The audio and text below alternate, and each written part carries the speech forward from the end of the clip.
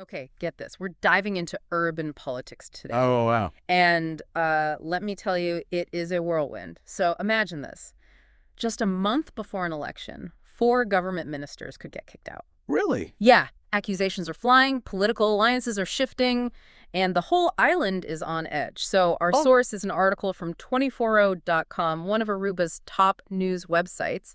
It's titled, and I love this, Political Games Can Make Aruba Ungovernable. wow. That's a pretty dramatic title. I mean, talk about a headline that grabs your attention. It certainly does, and it really speaks to the very real concerns that Aruba could be heading into a period of intense political instability, Right. and at the worst possible time, too. Okay, so let's break this down. The article says there are 2 big meetings coming up in the Aruban parliament, and these meetings could lead to votes of no confidence against these 4 ministers. Now, you've got to help me out here. Just how common are votes of no confidence in Aruba?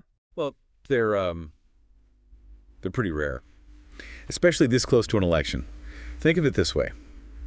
A vote of no confidence is like a political earthquake.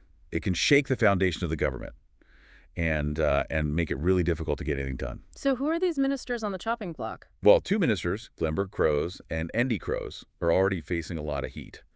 But now even Prime Minister Evelyn Weaver Crows and Minister Ursel Ahrens are in the hot seat. Hold on, the prime minister, too. This is getting serious. What exactly happened to trigger this whole situation? Well, 2 main events, according to the article. First, there's this mysterious Portulaca case swirling around Glenberg Crows. That's the focus of one of the upcoming parliamentary meetings. The Portulaca case. Okay, I'm officially intrigued. What's that all about? What are the allegations? Well, the article doesn't go into a ton of detail, but it seems to be a corruption scandal of some sort. It's significant enough that it's sparked calls for Crow's resignation.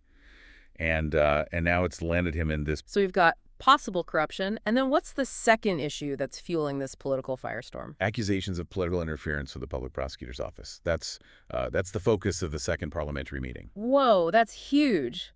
Interfering with the justice system that strikes at the heart of any democracy. Exactly. This isn't just about political maneuvering. It's about potentially undermining the rule of law. And that's what has people really worried. The article even mentions that the governor of Aruba has appealed to the political leaders, urging them to consider the consequences of their actions and avoid plunging the country into chaos. That's a pretty dramatic move by the governor, don't you think? I mean, for them to step in like that. It's not something you see every day, and it really underscores how high the stakes are. Yep. The governor's essentially saying, look, you're playing with fire here. This isn't just some political game. It's about the future of Aruba. And remember, all of this is happening just weeks before the election. What an explosive mix. We've got corruption allegations, political power plays, and a governor sounding the alarm. Talk about a nail-biter. Before we jump into what this all means for the election, there's one more detail in the article that I found particularly interesting. It involves Minister Ursel Ahrens. And it sounds like there's a bit of irony in his situation. Yeah, it seems Minister Ahrens might face dismissal by the very same party he helped retain a seat in the government. In Aruban politics, this is practically unheard of. Okay, so tell me more about this. How did that even happen? Why would a minister help a rival party like that? Well, it seems that at the time, Ahrens saw it as a strategic move, a way to build an alliance and gain some leverage within the government. But as this article points out, that decision might come back to haunt him now. So is this a sign that the Futuro party is playing some kind of long game, like they're willing to sacrifice one of their own to gain an advantage later on? It's certainly possible. Political maneuvering can get pretty complex, especially when you're this close to an election. We might be seeing the first domino fall in a much bigger power play. This is fascinating, and I'm sure our listeners on the edge of their seat, just like I am. So much has happened already, and we haven't even touched on how all of this might impact the upcoming election.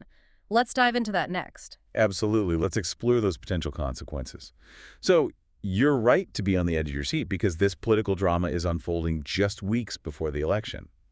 It begs the question, how might all of this chaos impact the outcome? Right. Will voters be turned off by the drama and accusations?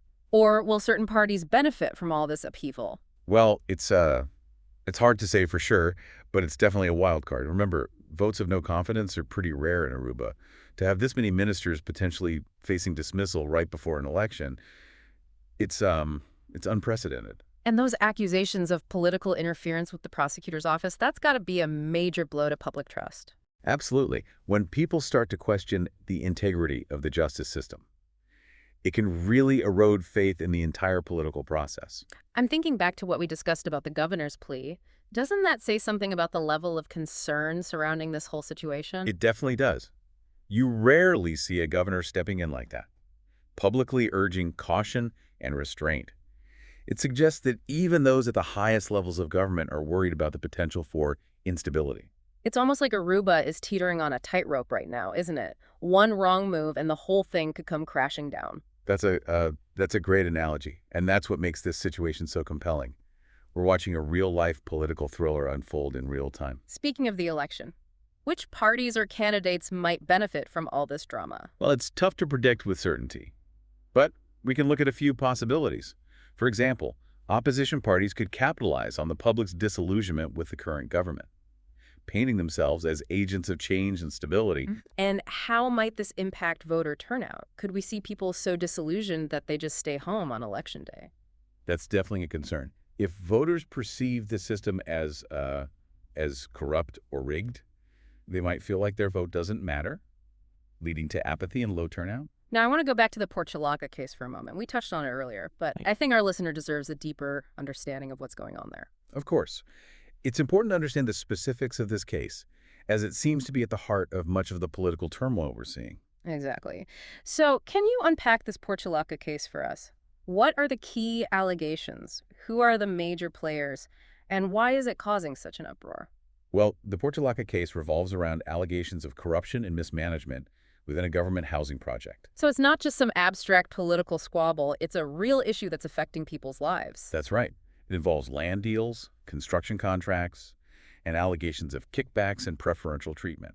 And Glenbert Crose, one of the ministers facing a potential vote of no confidence, is right at the center of this, right? Yes, he was the minister responsible for the housing project during the time the alleged wrongdoing took place. So it's easy to see why this case is causing such a stir. We've got accusations of corruption, potential misuse of public funds, and a direct impact on people's access to affordable housing. It's a powerful mix. It certainly is, and it's a reminder that even in a place as beautiful as Aruba, these kinds of scandals can happen.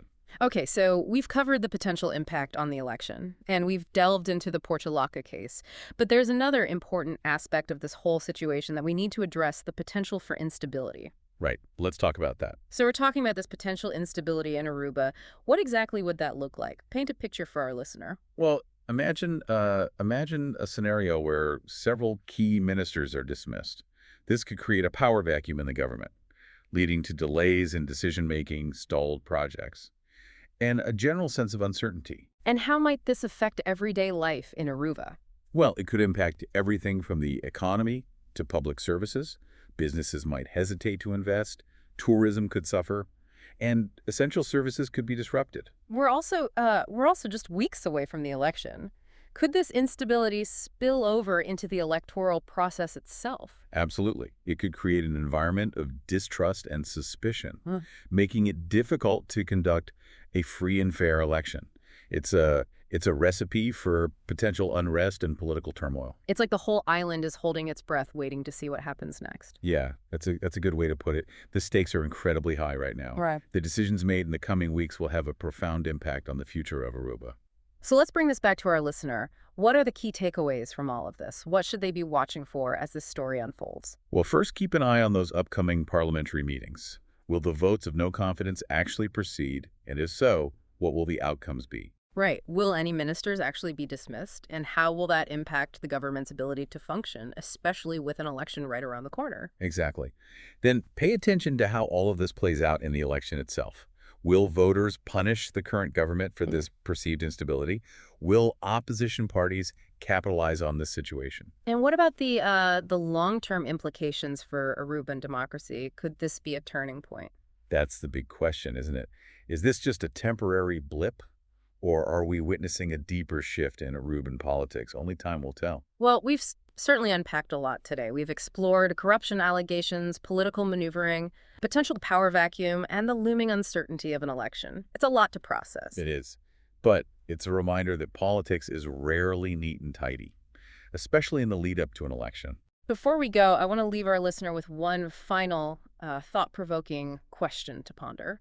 Could this political turmoil in Aruba be a sign of something deeper? Perhaps systemic issues within the political system itself? Or is it simply a case of pre-election maneuvering taken to an extreme? It's a question worth considering. As this drama continues to unfold, we encourage you to stay informed, engage in thoughtful discussions, and draw your own And conclusions. remember, knowledge is power. The more we understand the complexities of the world around us, the better equipped we are to navigate the challenges and opportunities that lie ahead. Thanks for joining us on this deep dive